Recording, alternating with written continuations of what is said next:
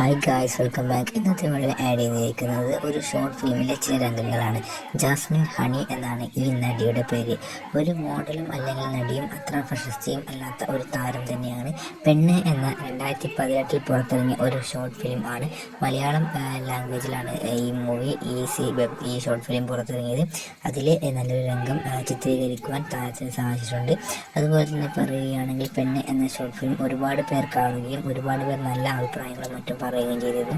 ഈ സമൂഹത്തിന് നൽകാൻ കഴിയുന്ന ഒരു നല്ലൊരു മെസ്സേജാണ് ആ മൂവിയിലൂടെ അവർ തരുന്നത്.